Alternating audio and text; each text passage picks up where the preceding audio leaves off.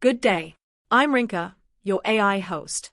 In this episode, I'm combining AI-driven educational tech with fundamental science. I've utilized NotebookLM to turn dense physical concepts into highly engaging video overviews perfect for anyone wanting a quick mental upgrade.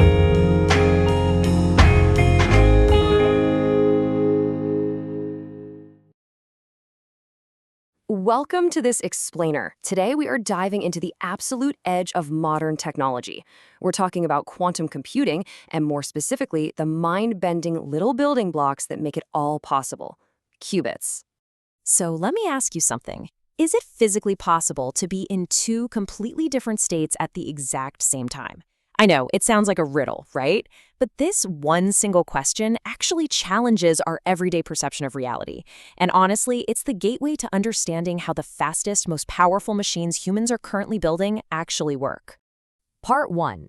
The limits of common sense. Okay, let's dive into this. Common sense dictates that objects in our daily lives just exist in one locked, definitive state. Think about it. A light switch is entirely on or it's completely off. A door is either open or closed. In our normal, everyday, observable world, reality is definitive, no in-betweens. Moving right along to part 2, the blur of potential. And this is where things get weird. Because all those classical rules we just talked about, they are about to break. This brings us to a concept called superposition. Before being measured, a quantum object can actually exist in a combination of multiple states simultaneously. And to be clear, mathematically and physically, it is a genuine mixture of possibilities happening all at once. It's not just a particle moving incredibly fast back and forth between two choices. It is literally both right now. As physicists like to say, a quantum object literally lives in a blur of potential. By remaining unobserved, it holds multiple outcomes open all at once. It essentially refuses to pick a lane until it is absolutely forced to. To picture this, think of a coin. If it's just sitting flat on a table, it has a definitive state, heads or tails, right? That is classical physics in a nutshell. But now, flick that coin so it spins rapidly on the table. While it's spinning, it becomes this dynamic blur of both heads and tails. That spinning coin perfectly represents a quantum particle in superposition. It is both things at once. Until finally, you slap your hand down flat on top of that spinning coin to stop it. And the moment of impact changes everything. In physics, slapping your hand down represents measurement or observation. The very act of looking forces that spinning cloud of probabilities to stop, collapse, and lock into a single concrete fact. The blur of potential is officially over. Which brings us to part 3, bits versus quantum bits. Because this isn't just a parlor trick, folks. This spinning coin brilliantly illustrates what is actually happening on computer chips. A traditional computing bit is like that flat coin we talked about. It can only ever be a 0 or a 1. But a quantum bit, or a qubit, is the spinning coin. It can be a 0, a 1, or in a superposition of both simultaneously.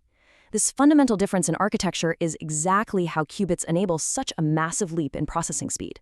Now let's look at part 4, the engine of tomorrow, and why this matters for all of us. Millions. That's the scale we're talking about here.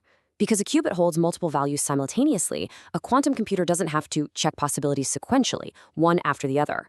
It can process millions of possibilities all at the exact same time. Think of it like navigating a massive maze of data. Instead of walking down every single dead end one at a time, a quantum computer explores the entire maze at once.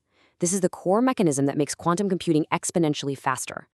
And this exponential power targets some very specific, major, real-world bottlenecks. We are looking at finally being able to solve complex molecular problems for things like rapid drug discovery, optimizing massive, tangled logistical supply chains, and unlocking advanced scientific challenges that our current machines literally cannot handle.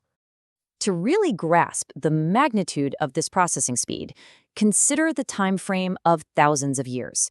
It would take a state-of-the-art classical supercomputer millennia to calculate the exact same problems that a quantum computer will eventually solve with total ease. So the leap in capability here isn't just a small step forward. It's an entirely new dimension of computing power. So I'll leave you with this. If a quantum computer can solve thousands of years of problems in a mere instant just by existing in a blur of potential, what reality will we unlock next? The boundary between science fiction and science fact is getting pretty thin. Thank you so much for joining this explainer. And as always, stay curious.